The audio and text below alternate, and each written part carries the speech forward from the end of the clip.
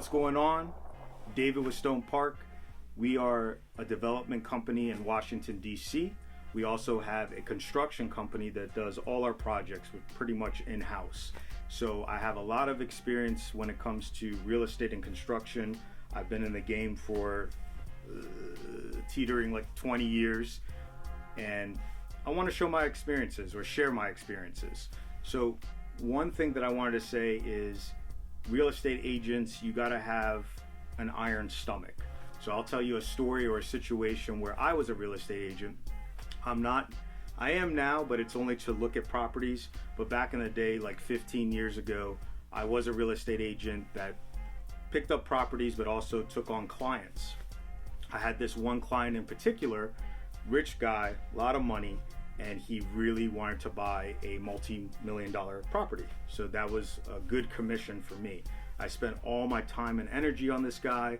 I listened to all the details, what he wanted, and he was very impressed with what I was showing him because it was pretty much down to a T, the builder that he wanted, the area, everything.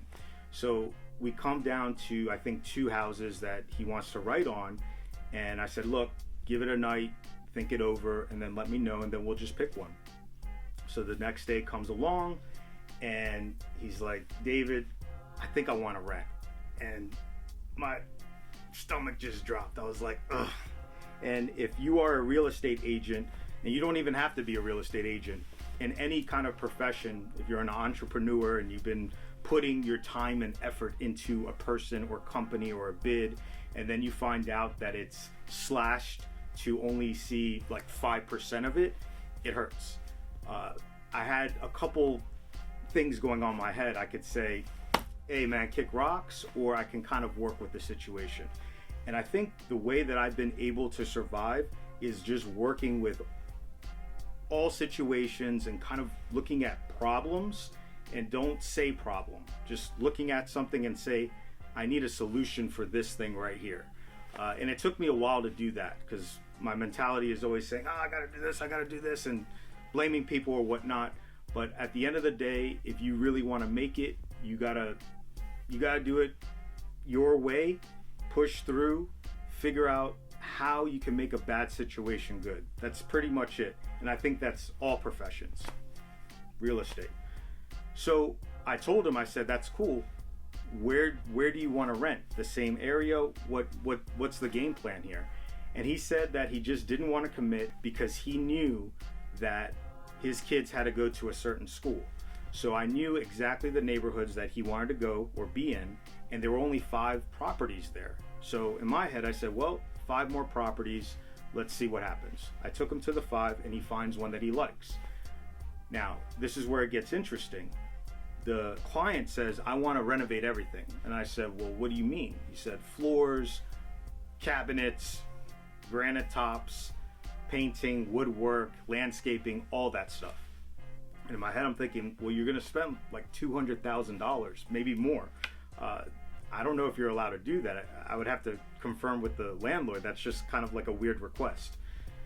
But I did it anyway, and the landlord didn't even, and he thought I was joking, and I had to get on the phone with him and call him multiple times and say, look, I have a client that he just wants things the way he wants it. Well, why doesn't he buy a house? I don't know. But the landlord agreed as long as I picked the materials that the landlord was okay with, and that I didn't see a problem with. I went back to the client. I said, look, you sure you want to do this? You sure you don't want to buy a house? You're going to spend all this money. The landlord is okay. He has to approve the materials. He said, let's move forward. At that time, I had a construction company, and he said, David, since you've been so good to me, I want you to do all the renovations. In fact, I'll pick paint colors, but you do everything else. That is a contractor's dream, because dealing with clients as a contractor, a construction contractor, it's tough because you're dealing with someone's personality, someone's taste. If you pick something wrong, they want you to take it out. You can't really put your touches on it. So the fact that he was giving me the ability to do all of that, I said, perfect. I gave him a bid, and long story short, I was able to make just as much money as I would have or buying the property for him. And then come 2 years later, I was able to buy a property for him. So That's the thing with real estate agents. You have to keep all your options open. You will get bad news or those problems, but you just have to have solutions for them. That's it. It happens to everyone. And if someone says that it doesn't happen to them and they're the greatest agent of all time, that's BS. I've dealt with plenty of agents. I've been an agent myself, and it's really about consistency and the grind. If you keep consistent, if you stay loyal to your clients, they're going to stay loyal to you. Not only did I get the rental check, I also got the fee for being a GC, and then I got the sale at the end. And on top of that, I got a maintenance contract from the landlord because he loved the work. So it just keeps on coming, but you have to be positive. That's the number one thing. So if you enjoyed this video, I'll give more. Please like and subscribe. I appreciate you coming into this brand new channel. I feel like I should have done this 20 years ago, but hey, gotta start somewhere.